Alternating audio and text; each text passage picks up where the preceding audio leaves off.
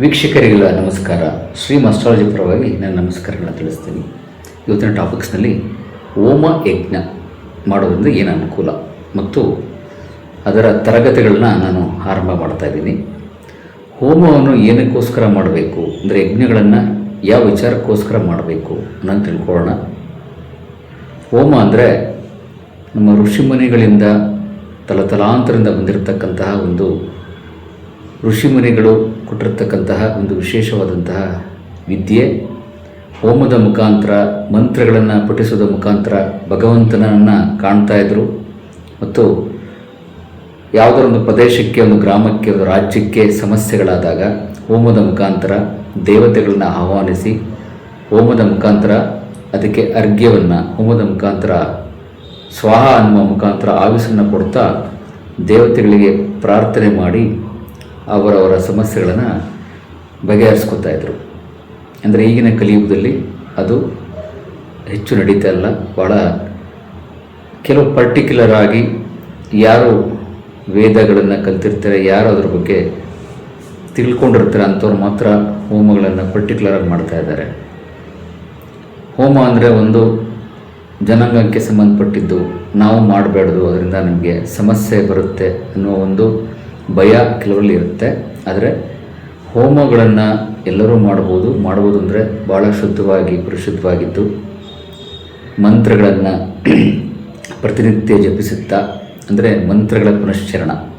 ಒಂದು ಮಂತ್ರವನ್ನು ಯಾವುದಾದ್ರೂ ಬೀಜ ಮಂತ್ರವನ್ನು ತೆಗೆದುಕೊಂಡ್ರೆ 1,00,000 ಬಾರಿ ಪಠಿಸಬೇಕು, ಅದು ಸಿದ್ಧಿ ಆಗಲಿಕ್ಕೆ ಅಥವಾ ಪುನಶ್ಚರಣ ಆಗಬೇಕು. ಅಂದರೆ ಒಂದು ಮಂತ್ರ, ಯಾವುದಾದ್ರು ಪರ್ಟಿಕ್ಯುಲರ್ ಒಂದು ಮಂತ್ರವನ್ನು ತೆಗೆದುಕೊಂಡು ಅದನ್ನು 1,00,000 ಬಾರಿ ಪಠಿಸಿದನ ಪುನಶ್ಚರಣ ಮಾಡಿಕೊಂಡು ಸಿದ್ಧಿ ಮಾಡಿಕೊಂಡು ನಂತರ ಹೋಮವನ್ನು ಮಾಡಬೇಕು ಅನ್ನೋ ಪ್ರೊಸೀಜರ್ ಇದೆ. ಸೊ ಹಾಗಾಗಿ ನಾವು ಹೋಮ ಮಾಡೋದರಿಂದ ಬಹಳ ರೀತಿಯ, ನಾನಾ ರೀತಿಯ ಬಹಳಷ್ಟು ಅನುಕೂಲಗಳು ಮನುಷ್ಯನ ಜೀವನದಲ್ಲಿ ಆಗುತ್ತೆ. ನಮ್ಮ ಗ್ರಹಗತಿಗಳಿಂದ ಸಮಸ್ಯೆ ಇರ್ಬೋದು, ನವಗ್ರಹಗಳಿಂದ ಸಮಸ್ಯೆ ಇರ್ಬೋದು, ಭೀತಿಯಿಂದ ಇರ್ಬೋದು, ಫೈನಾನ್ಷಿಯಲ್ ಪ್ರಾಬ್ಲಮ್ಸ್ ಇರ್ಬೋದು, ಹಣದ ಸಮಸ್ಯೆಗಳು, ಆರೋಗ್ಯದ ಸಮಸ್ಯೆಗಳು, ಇವೆಲ್ಲವೂ ನಾವು ಅಕ್ಯುರೇಟಾಗಿ ಕನಿಷ್ಠ ಪಕ್ಷ ತಿಂಗಳಲ್ಲಿ 2 ಅಮಾವಾಸ್ಯೆ ಮತ್ತು ಹುಣ್ಣಿಮೆಗಳಲ್ಲಿ ಅಥವಾ ಅಮಾವಾಸ್ಯೆಗಳಲ್ಲಿ ಹೋಮವನ್ನು ಮಾಡೋದರಿಂದ ಅವನ ಜನ್ಮದಾರಭ್ಯ ಕರ್ಮಗಳು ಕ್ರಮೇಣವಾಗಿ ಕಡಿಮೆ ಆಗ್ತಾ ಬರ್ತದೆ. ಮತ್ತು ಅವರ ಜಾತಕದಲ್ಲಿ ಏನಾದರೂ ಗ್ರಹಗಳ ದೋಷ, ಗ್ರಹಗತಿಗಳ ದೋಷ ಇದ್ದು ಪರ್ಟಿಕ್ಯುಲರ್ ಆಗಿ ಅಂತಹ ಹೋಮನೆ ಮಾಡಬೇಕು ಅಂತಿದ್ರೂ ಕೂಡ ಹೋಮ ಮಾಡೋದ್ರಿಂದ ಕೂಡ ಅವರವರ ಸಮಸ್ಯೆಗಳು ಕಡಿಮೆ ಆಗ್ತಾ ಬರುತ್ತೆ. ಅಂದರೆ 1-2 ಹೋಮಕ್ಕೆ ಆಗಲ್ಲ, ಅದನ್ನು ಕಂಟಿನ್ಯೂಸ್ ಆಗಿ ಒಂದು 8 ಸರಿ, 10 ಸರಿ, 15 ಸರಿ ಹೋಮಗಳನ್ನು ನಾವು ಯಾವ ದೇವತೆಗಳ ಮಂತ್ರವನ್ನು ಪಠಿಸಿ ನಾವು ಸಿದ್ಧಿ ಮಾಡ್ಕೊಂಡಿರ್ತೀವಿ, ಯಾವ ದೇವತೆಗಳ ಮಂತ್ರಗಳನ್ನು ಪಠಿಸಿ ಸಿದ್ಧಿ ಮಾಡಿಕೊಂಡು ನಾವು ಪುನಶ್ಚರಣ ಮಾಡ್ಕೊಂಡಿರ್ತೀವಿ, ಅಂತಹ ದೇವತೆಗಳ ಮಂತ್ರವನ್ನು ತೆಗೆದುಕೊಂಡು ನಾವು ಹೋಮವನ್ನು ಮಾಡೋದರಿಂದ ನಮಗೆ ಬರ್ತಕ್ಕಂಥ ನಾನಾ ರೀತಿಯ ಸಮಸ್ಯೆಗಳ ಜೀವನದಲ್ಲಿ ಖಂಡಿತವಾಗೂ ನಾವು ಬಗೆಹರಿಸ್ಕೊಂಡು ಹೊರಗಡೆ ಬರ್ಬೋದು. ನಾವು ಪ್ರಯಾಣ ಮಾಡ್ತಾ ಇರ್ತೀವಿ, ಹೊರಗಡೆ ಯಾವುದೋ ಕಂಟಕ ಇರುತ್ತೆ, ಆ ಜಾತಕದಲ್ಲಿ ಪರ್ಟಿಕ್ಯುಲರ್ ಆಗಿ ಆ ಮೃತ್ಯು ಭಯ ಕಾಡ್ತಾ ಇರುತ್ತೆ, ಯಾವುದೋ ಸಂಧಿಕಾಲ ಕಂಟಕ ಬಂದಿರುತ್ತೆ, ಗ್ರಹ ದೋಷ ಇರುತ್ತೆ, ಅಥವಾ ಶನಿ ದೋಷೆಯಲ್ಲಿ ರಾಹು ಭಕ್ತಿ, ಕೇತು ದಶೆಯಲ್ಲಿ ರಾಹು ಭಕ್ತಿ, ಶನಿ ದಶೆಯಲ್ಲಿ ರಾಹು ಭಕ್ತಿ, ಕುಜ ಭಕ್ತಿ, ಈ ಥರ ಕೆಲವು ಗ್ರಹಗಳಲ್ಲಿ ಪಾಪಗ್ರಹಗಳಾಗಿರ್ತಕ್ಕಂಥ ರವಿ, ಕುಜ, ಶನಿ, ಕೇತು, ಅಂದರೆ ಪಾಪಗ್ರಹಗಳನ್ನೆಲ್ಲನೂ ಪಾಪಗ್ರಹಗಳು ಅಂತ ಹೇಳ್ತಿಲ್ಲ, ಶುಭಗ್ರಹಗಳೇ. ಆದರೆ ಅವರವರ ಕರ್ಮದ ಲೆಕ್ಕಾಚಾರಕ್ಕೆ ತಕ್ಕ ಹಾಗೆ ಆ ದಶೆಗಳು ಬಂದಾಗ, ಆ ದಶಾಭುಕ್ತಿಗಳು ಬಂದಾಗ ನಾವು ಸಮಸ್ಯೆಗಳನ್ನ ಅನುಭವಿಸ್ಬೇಕಾಗ್ತದೆ. ಅಂತಹ ಸಮಯದಲ್ಲಿ ಈ ಕಲಿಯುಗದಲ್ಲಿ ಇರ್ತಕ್ಕಂಥ ಒಂದೇ ಒಂದು ದಾರಿ ಅಂದರೆ ಮಂತ್ರಗಳ ಜಪ, ಮಂತ್ರಗಳನ್ನ ಸಿದ್ಧಿ ಮಾಡಿಕೊಂಡು ಅದರಿಂದ ನಾವು ಹೋಮಗಳನ್ನು ಮಾಡೋದರಿಂದ ನಮಗೆ ಬರ್ತಕ್ಕಂತಹ ಫೈನಾನ್ಷಿಯಲ್ ಸಮಸ್ಯೆ ಇರ್ಬೋದು, ಆರೋಗ್ಯದ ಸಮಸ್ಯೆ ಇರ್ಬೋದು, ಬೇರೆ ತಾಂತ್ರಿಕ ಸಮಸ್ಯೆ, ಭೀತಿಯ ಸಮಸ್ಯೆ, ಮನೆಯ ವಾಸ್ತು ಸಮಸ್ಯೆ, ನಾನಾ ರೀತಿಯ ಸಮಸ್ಯೆಗಳನ್ನ ನಾವು ಈ ಹೋಮದಲ್ಲಿ ಬಗೆಹರಿಸ್ಕೋಬೋದು. ಮತ್ತು ಈ ಹೋಮದಲ್ಲಿ ನಾನು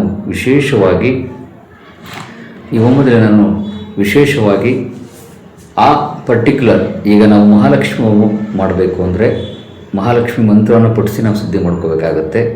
ಮಹಾಕಾಳಿಯ ಹೋಮವನ್ನು ಮಾಡಬೇಕು ಅಂದರೆ ದೊಡ್ಡ ಹೋಮ ಆಗುತ್ತದು. ಅಂಥ ಹೋಮವನ್ನು ಮಾಡಬೇಕಂದ್ರೆ ತಾಯಿ ಮಹಾಕಾಳಿಯ ಮಂತ್ರವನ್ನು ಪಠಿಸಿ, ಮಹಾಕಾಳಿಯ ಮಂತ್ರವನ್ನು ಬೀಜ ಮಂತ್ರವನ್ನು ಪಠಿಸಿ ಸಿದ್ಧಿ ಮಾಡ್ಕೋಬೇಕಾಗುತ್ತೆ. ಹಾಗೆ ದುರ್ಗಾ ಮಂತ್ರ, ಹಾಗೆ ಅವರವರ ಇಚ್ಛೆಗೆ ಅನುಸಾರವಾಗಿ ಮತ್ತು ಗಣಪತಿ ಮಂತ್ರವನ್ನು ಗಣಪತಿ ಹೋಮವನ್ನು ಮಾಡಬೇಕಂದ್ರೆ ಗಣಪತಿ ಮಂತ್ರವನ್ನು ಪಡಿಸಿ ನಾವು ಸಿದ್ಧಿ ಮಾಡ್ಕೋಬೇಕಾಗ್ತದೆ. ಅಂದರೆ 1,000, 2,000, 3,000, 10,000ಕ್ಕೆಲ್ಲ ಸಿದ್ಧಿ ಆಗಲ್ಲ. 1,00,000 ಬಾರಿ, 2,00,000 ಬಾರಿ, 1,00,000 ಬಾರಿ ಪಡಿಸಿದರೆ ಮಾತ್ರ ಅವರು ಹೋಮ ಮಾಡಲಿಕ್ಕೆ ಎಲಿಜಿಬಲ್ ಆಗ್ತಾರೆ. ಅಂದರೆ 1,00,000 ಬಾರಿ ಪುನಶ್ಚರಣ ಅಂತ ಹೇಳ್ತಾರೆ. 1,00,000 ಬಾರಿ ಹೋಮವನ್ನು ಪಡಿಸಿ ನಾವು ಪುನಶ್ಚರಣ ಮಾಡಿದಾಗ ಮಾತ್ರ ಹೋಮ ಮಾಡೋದಕ್ಕೆ ಎಲಿಜಿಬಲ್ ಆಗ್ತಾನೆ ಪ್ರತಿ ವ್ಯಕ್ತಿ. ಸೊ ಹಾಗಾಗಿ ನಾನು ನಡೆಸ್ತಕ್ಕಂತಹ ತರಗತಿಗಳಲ್ಲಿ ಹೋಮ ಮಾಡೋದು ಹೇಗೆ, ಮಂತ್ರವನ್ನು ಹೇಗೆ ಪಠಿಸ್ಬೇಕು, ಮಂತ್ರವನ್ನು ಪಠಿಸೋಕ್ಕೆ ಏನೇನು ಫಸ್ಟು ನಾವು ಪ್ರೊಸೀಜರ್ನ ಫಾಲೋ ಮಾಡಬೇಕು, ಯಾವ ರೀತಿಯ ಮಂತ್ರ ಪಠಿಸಿದ್ರೆ ಯಾವ ದೇವತೆಗಳು ಆಹ್ವಾನ ಆಗ್ತಾರೆ, ಮತ್ತು ಆ ಮಂತ್ರಗಳ ದೇವತೆಗಳ ಆಹ್ವಾನ ಆದಮೇಲೆ ನಾವು ಆ ಮಂತ್ರಗಳನ್ನು ಪಡಿಸಿ ಪುನಶ್ಚರಣ ಮಾಡಿಕೊಂಡು ಸಿದ್ಧಿ ಆದಮೇಲೆ ಯಾವ ರೀತಿ ಅದಕ್ಕೆ ಹೋಮಗಳನ್ನ ಮಾಡಬೇಕು, ಏನೇನು ಪರಿಕರಗಳನ್ನ ಯೂಸ್ ಮಾಡಬೇಕು, ಯಾವ ರೀತಿಯ ಪ್ರೊಸೀಜರ್ನ ಯೂಸ್ ಮಾಡಬೇಕು, ಹೋಮ ಪ್ರಾರಂಭದಿಂದ ಹಿಡಿದು, ಅಂದರೆ ನಾವು ಹೋಮದ ಪ್ರಾರಂಭದಲ್ಲಿ ಸಂಕಲ್ಪದಿಂದ ಹಿಡಿದು ಸಂಕಲ್ಪದಿಂದ ಹಿಡಿದು ಕೊನೆಯ ಆಹುತಿ ಪೂರ್ಣಾಹುತಿ ಕೊಡೋವರೆಗೂ ಕೂಡ ನಾವು ಯಾವ ರೀತಿಯ ಪ್ರೊಸೀಜರ್ನ ಫಾಲೋ ಮಾಡಬೇಕು. ಆ ಹೋಮದ ಸ್ಟೆಪ್ ಕೆಲವು ಪ್ರೊಸೀಜರ್ ಇದೆ. ಆ ಪ್ರೊಸೀಜರ್ ಮುಖಾಂತರ ಬಂದಾಗ ಆ ಒಂದು ಹೋಮದ ಪರಿಕಲ್ಪನೆ, ಅಂದರೆ ಹೋಮ ಸಂಕಲ್ಪದಿಂದ ಹಿಡಿದು ಪೂರ್ಣಾಹುತಿವರೆಗೂ ಯಶಸ್ಸಾಗ್ತದೆ. ಸೊ ಹಾಗಾಗಿ ಅಂಥ ಹೋಮಗಳನ್ನು ಯಾವ ರೀತಿ ನಾವು ನಡೆಸಬೇಕು, ಪ್ರತಿಯೊಂದು ಹೋಮವನ್ನು ನಾನು ಸ್ಟೆಪ್ ಬೈ ಸ್ಟೆಪ್ ಹೇಳ್ಕೊಡ್ತಾ ಹೋಗ್ತೀನಿ ಯಾವ ರೀತಿ ಮಾಡಬೇಕು ಅಂತ. ಅದಕ್ಕಿಂತ ಮುಂಚೆ ನಾನು ಪ್ರಾಪರಾಗಿ ಮೆಡಿಟೇಷನ್ ಮಾಡಿಸಿ, ಪ್ರಾಣಾಯಾಮ ಮಾಡಿಸಿ, ಒಂದು ಮಂತ್ರವನ್ನು ಹೇಗೆ ನಿಮಗೆ ಸಿದ್ಧಿ ಆಗಬೇಕು, ಮಂತ್ರ ದೀಕ್ಷೆಯನ್ನು ಕೊಡ್ತೀನಿ ನಾನು ಈ ಹೋಮದಲ್ಲಿ. ಮಂತ್ರ ದೀಕ್ಷೆಯನ್ನು ಕೊಟ್ಟು ಮಂತ್ರ ದೀಕ್ಷೆಯ ಮುಖಾಂತರ ನಿಮಗೆ ಆ ಮಂತ್ರಗಳು ಪಠಿಸಿ ಪುನಶ್ಚರಣ ಆದಮೇಲೆ 1,00,000 ಬಾರಿ ಪುನಶ್ಚರಣ ಆದಮೇಲೆ ಯಾವ ರೀತಿ ಹೋಮ ಮಾಡಬೇಕು ಅನ್ನೋದನ್ನು ಕೂಡ ನಾನು ಹೋಮದ ಈ ಯಜ್ಞದ ತರಗತಿಯಲ್ಲಿ ನಾನು ಹೇಳ್ಕೊಡ್ತಾ ಇದ್ದೀನಿ. ಹಾಗಾಗಿ ಆಸಕ್ತರು ನನ್ನ ಕೆಳಗಡೆ ವಾಟ್ಸಪ್ ನಂಬರ್ನ ತಿಳಿಸಿರ್ತೀನಿ ನನ್ನ ಡಿಸ್ಕ್ರಿಪ್ಷನ್ ಬಾಕ್ಸಲ್ಲಿ. ಅದರಲ್ಲಿ ನೀವು ತಿಳ್ಕೊಂಡು ಕಾಲ್ ಮಾಡಿ ವಾಟ್ಸಪ್ ಗ್ರೂಪ್ಗೆ ಜಾಯ್ನ್ ಆಗ್ಬೋದು. ಆದಷ್ಟು ಬೇಗ ನಾನು ಹೋಮದ ತರಗತಿಗಳನ್ನ ಪ್ರಾರಂಭ ಮಾಡ್ತಾ ಇದ್ದೀನಿ. ಬಹಳ ಕಡಿಮೆ ವೆಚ್ಚದಲ್ಲಿ ಮತ್ತು ಬಹಳ ನಿಮಗೆ ಅನುಕೂಲವಾಗುವ ರೀತಿಯಲ್ಲಿ, ಅರ್ಥವಾಗುವ ರೀತಿಯಲ್ಲಿ, ಈಗಿನ ಪೀಳಿಗೆಗೆ, ಈಗಿನ ಯುವ ಜನಾಂಗಕ್ಕೆ ಅರ್ಥವಾಗುವ ರೀತಿಯಲ್ಲಿ ಬಹಳ ಅಚ್ಚುಕಟ್ಟಾಗಿ ನಾನು ಹೋಮದ ತರಗತಿಗಳನ್ನು ಹೇಳ್ಕೊಡ್ತೀನಿ. ನೀವು ಅದನ್ನು ಫಾಲೋ ಮಾಡಿಕೊಂಡು ಅವರವರ ಮನೆಗಳಲ್ಲಿ ಕನಿಷ್ಠ ಪಕ್ಷ ಅಮಾವಾಸ್ಯೆ ಹುಣ್ಣಿಮೆಗಳಲ್ಲಿ ಹೋಮವನ್ನು ಮಾಡ್ಕೊಳ್ಳೋದ್ರಿಂದ ನೀವೇ ನಿಮ್ಮ ಸಮಸ್ಯೆಗಳನ್ನ ಬಗೆಹರಿಸ್ಕೋಬಹುದಾಗಿದೆ. ನಾನಾ ರೀತಿಯ ಸಮಸ್ಯೆಗಳಿಂದ ನಾವು ನರಳುತ್ತಾ ಇರ್ತೀವಿ. ದೇವಸ್ಥಾನಕ್ಕೆ ಹೋಗ್ತೀವಿ, ಅದರದ ಎನರ್ಜಿಗಳು 1 ವಾರ ಮಾತ್ರ ಇರುತ್ತೆ, 3 ದಿನ ಇರುತ್ತೆ. ಪುಣ್ಯಸ್ಥಳಗಳು ಹೋಗಿ ಬರ್ತೀವಿ. ಮತ್ತು ನಾವು ಈ ಮೆಟೀರಿಯಲಿಸ್ಟಿಕ್ ಲೈಫಲ್ಲಿ ಹೊರಗಡೆ ಬಂದಾಗ ನಾನಾ ರೀತಿಯ ನಮ್ಮ ಬಾಡಿ ಆರಾ ಅನ್ನೋದು ಡ್ಯಾಮೇಜ್ ಆಗಿ ಮತ್ತು ಸಮಸ್ಯೆಗೆ ಎದುರಾಗ್ತಾ ಇರ್ತೀವಿ. ಆದರೆ ನಾವೇ ಪ್ರತಿನಿತ್ಯ ಮಂತ್ರವನ್ನು ಪಠಿಸಿ ಸಿದ್ಧಿ ಮಾಡಿಕೊಂಡು ಪುನಶ್ಚರಣ ಮಾಡಿಕೊಂಡು ಆ ಪುನಶ್ಚರಣ ಮಂತ್ರದ ಸಿದ್ಧಿ ಆದಮೇಲೆ ಹೋಮವನ್ನು ಮಾಡೋದ್ರಿಂದ ನಮ್ಮ ಸಮಸ್ಯೆಗಳು ಖಂಡಿತವಾಗಿಯೂ ಬಗೆಹರಿಯುತ್ತೆ. ಹಾಗಾಗಿ ನಾವು ಸುಮಾರು 12 ವರ್ಷಗಳಿಂದ ಹೋಮಗಳನ್ನ ಪ್ರತಿ ಅಮಾವಾಸ್ಯೆಯಲ್ಲಿ ಮಹಾಕಾಳಿ ಹೋಮವನ್ನು ನಾನು ಮಾಡ್ಕೊಂಬರ್ತಾ ಇದ್ದೀನಿ. ಬೇಕಾದಷ್ಟು ದೇವತೆಗಳ ದರ್ಶನ ಭಾಗ್ಯನ ಪಡ್ಕೊಂಡಿದ್ದೀನಿ. ಇಂಟ್ಯೂಷನ್ಸ್ ಕೂಡ ನಮಗೆ ಕೆಲವು ಟೈಮು ಪಡ್ಕೊಳ್ತಾ ಇದ್ದೀವಿ ದೇವತೆಗಳದು. ಸೊ ಹಾಗಾಗಿ ನೀವು ಹೋಮವನ್ನು ಕಲಿಬೇಕು, ನಿಮ್ಮ ಸಮಸ್ಯೆಗಳನ್ನು ಬಗೆಹರಿಸ್ಕೋಬೇಕು ಅಂತಿದ್ರೆ ನನ್ನ ವಾಟ್ಸಪ್ ನಂಬರಿಗೆ ಜಾಯಿನ್ ಮಾಡಿ. ಆಸಕ್ತರು ನನಗೆ ನೀವು ಅದನ್ನು ತಿಳಿಸ್ಬೋದು. ಹಾಗಾಗಿ ಇದೊಂದು ಸದಾವಕಾಶ, ಏನು ಭಯ ಪಡ್ತಕ್ಕಂಥ ಅವಶ್ಯಕತೆ ಇಲ್ಲ. ಹೋಮ ಮಾಡಿದರೆ ಹೇಗೆ, ನಾವು ಮಾಡ್ಬೋದಾ, ನಾವು ನಾನ್ ವೆಜ್ ತಿಂತಾ ಇರ್ತೀವಿ, ಮಾಡ್ಬೋದಾ ಅಂತ ಒಂದು ಪ್ರಶ್ನೆ ಬರುತ್ತೆ. ಸೊ ಹಾಗಾಗಿ ಇದಕ್ಕೊಂದು ಬೇರೆ ಪ್ರೊಸೀಜರ್ ಇದೆ, ಅದು ಹೋಮದ ಸಮಯದಲ್ಲಿ ನಾನು ಹೇಳ್ಕೊಡ್ತೀನಿ. ಹಾಗಾಗಿ ಪರಿಶುದ್ಧವಾಗಿ ಒಳ್ಳೆಯ ಮನಸ್ಸಿನಿಂದ ಭಗವಂತನನ್ನು ಧ್ಯಾನಿಸ್ಕೊಂಡು ಮಂತ್ರಗಳನ್ನು ಪ್ರತಿನಿತ್ಯ ನಾವು ಪಠಿಸ್ಕೊಂಡು ಮಾಡೋದ್ರಿಂದ ಯಾವುದೇ ರೀತಿಯ ಸಮಸ್ಯೆಗಳು ಆಗೋದಿಲ್ಲ.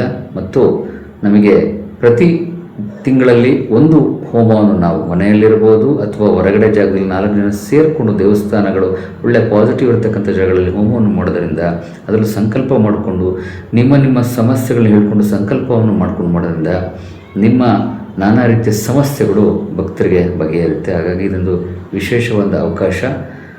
ಹಾಗಾಗಿ ಇದನ್ನು ವಿಶೇಷವಾದ ಅವಕಾಶವನ್ನು ಬಳಸ್ಕೊಳ್ಳಿ ಅಂತ ಯಾರಿಗೆ ಇಚ್ಛೆ ಇರುತ್ತೆ ಈ ಹೋಮಕ್ಕೆ ಈ ತರಗತಿಗಳಿಗೆ ಜಾಯಿನ್ ಮಾಡಬೇಕಂತಿರುತ್ತೆ, ನನ್ನ ವಾಟ್ಸಪ್ ನಂಬರಿಗೆ ನಿಮ್ಮ ನಂಬರನ್ನು ಮೆಸೇಜ್ ಮಾಡಿ, ಇದಕ್ಕೆ ಹಾಯ್ ಮೆಸೇಜನ್ನು ಹಾಕಿ ನಾನು ಇದಕ್ಕೆ ಒಂದು ಅರ್ಧ ಗಂಟೆಯ ಕಾಲ ಫ್ರೀ ವೆಬಿನಾರ್ ಕೂಡ ನಡೆಸ್ಕೊಡ್ತೀನಿ. ಯಾವ ರೀತಿಯ ಹೋಮದ ಪ್ರೊಸೀಜರ್ ಇರುತ್ತೆ ಅದನ್ನು ನಾನು ಆ ಕ್ಲಾಸಸ್ಸಲ್ಲಿ ತಿಳಿಸ್ತೀನಿ.